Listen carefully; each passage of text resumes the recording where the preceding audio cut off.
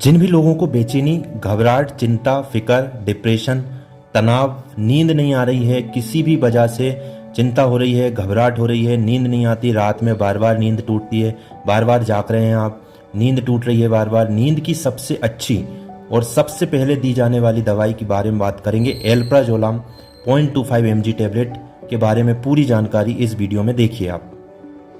नमस्कार दोस्तों, स्वागत है आप सभी का इस चैनल के एक और नए वीडियो में। और आज हम बात करेंगे alprazolam tablet IP 0.25 mg tablet के बारे में।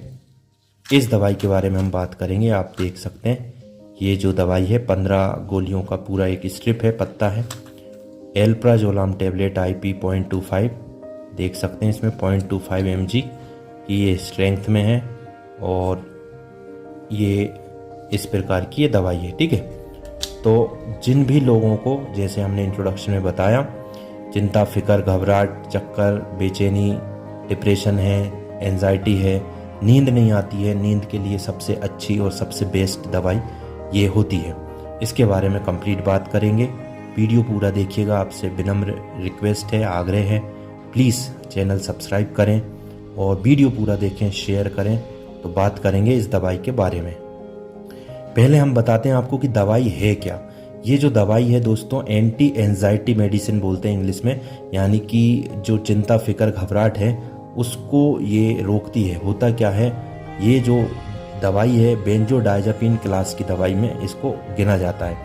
ये जो हमारे ब्रेन में, मस्तिष्क में एक केमिकल रिसेप्टर होता है जिसे GABA गाबा बोलते हैं, उसको बढ़ाती है ये ना। गाबा केमिकल रिसेप्टर को बढ़ा के जो हमारा मस्तिष्क है, ब्रेन है, नर्वस सिस्टम है, उसको शांत करती है।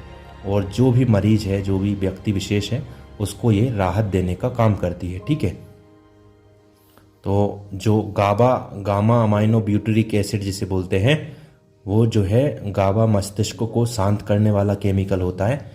और ये जो दवाई है वो जो न्यूरोट्रांसमीटर है उसकी एक्टिविटी को बढ़ाती है ना। गाबा न्यूरोट्रांसमीटर की एक्टिविटी को बढ़ाती है, जिससे हमारा मस्तिष्क है वो शांत रहता है, जिससे एंजाइटी, टेंशन, ज़्यादा सोचना, ओवर थिंकिंग जैसी समस्याएं, नींद नहीं आ रही वैसी समस्याओं में ये मदद करती है। अब मैं इसके उपयोग बताऊंगा आपको संपूर्ण। पहला उपयोग हम आपको बताएं तो जनरलाइज एंजाइटी डिसऑर्डर बोलते हैं इंग्लिश में। हिंदी में बात करें तो एंजाइटी यानी चिंता, है ना।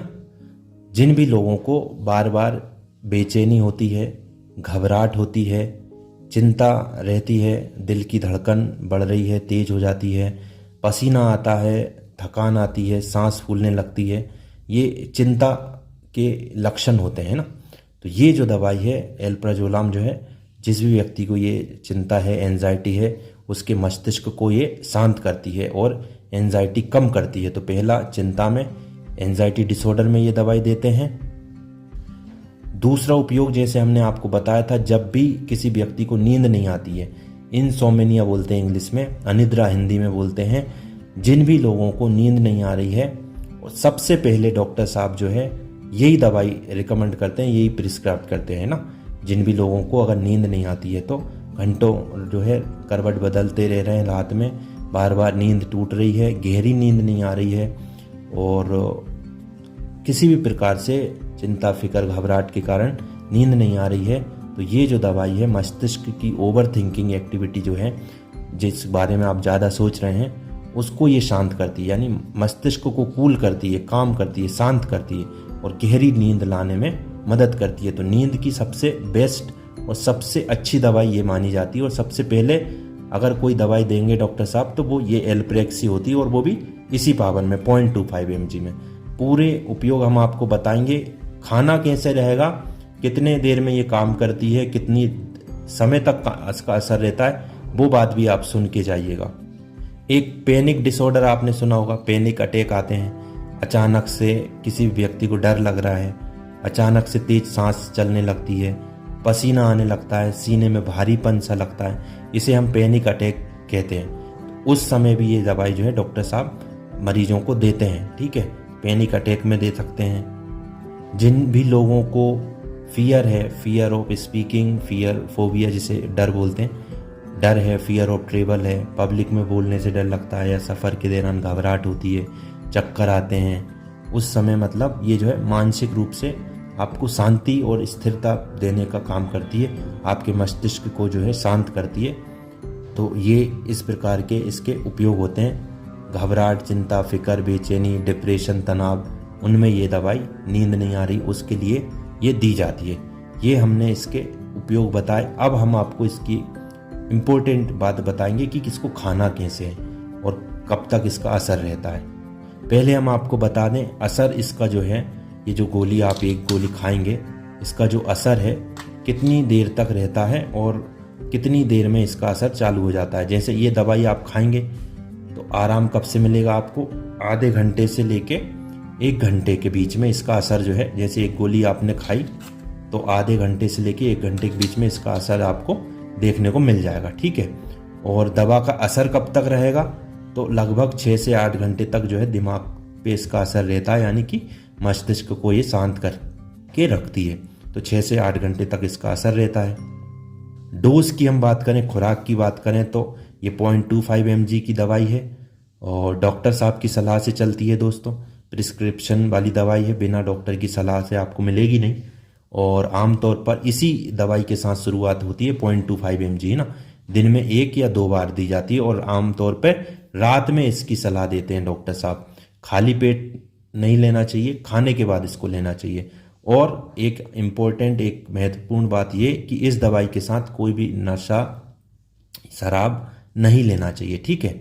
इस प्रकार से इस दवाई को आप लेंगे तो पूरा आराम आपको मिलेगा। कुछ साइड इफ़ेक्ट आपको देखने को मिल सकते हैं।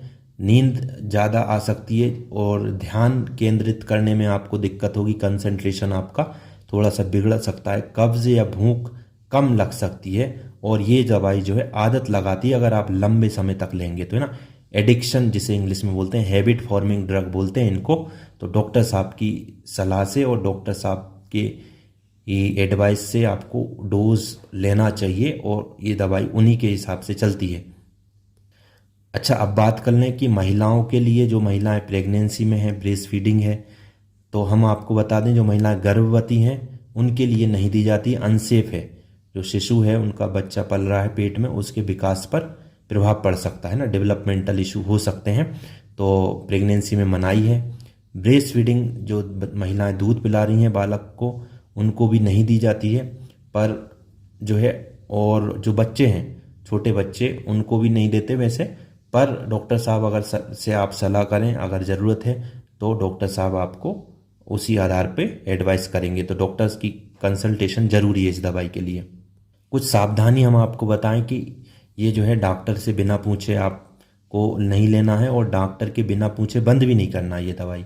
ये दवाई जब आप ले रहे हैं तो गाड़ी, मशीन, कुछ भी ऐसी चीज़ नहीं चलाना चाहिए आपको, क्योंकि ये कंसंट्रेशन बिगाड़ती है ना। गाड़ी चलाने से बचना चाहिए, ड्राइविंग से बचना चाहिए, ठीक है। और लंबे समय तक इसको नहीं लें क्योंकि ये आदत डालती हैं, ठीक है। फिर नहीं तो इसके कारण जब आदत बन जाती है तो फिर ये दवाइयाँ जो है आपको लेनी पड़ जाती है। फिर नहीं तो आप छोड़ेंगे एकदम से तो फिर वही आपको घबराहट, चिंता, बेचैनी और नींद नहीं आने वाली समस्या फिर से हो सकती है। तो ये सावधानी आपको ध्यान रखनी है। और आज हम ये जेनरिक दवाई की बात कर रहे हैं, 20 से 25 रुपये में आपको मिल जाएगी। एलप्रेक्स के नाम से आपको बहुत ही फेमस मिलती है।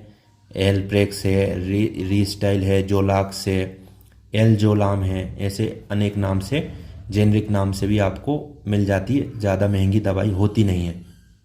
तो ये थी कंप्लीट जानकारी इस दवाई के बारे में। आशा करते हैं पूरी जानकारी आपको समझ में आई होगी। अगर आप या कोई भी बेवजह चिंता, घबराहट, नींद की दिक्कत से जूझ रहे हैं तो डॉक्टर साहब की सलाह से ये दवाई आप लें। बहुत ही कारगर समाधान है, बहुत ही रामबाण इलाज है। और नींद के लिए तो सबसे बेस्ट दवाई, सबसे पहली चॉइस यही दवाई होती है। Thank you for watching this video. Please like करें, सब्सक्राइब करें, शेयर करें। धन्यवाद।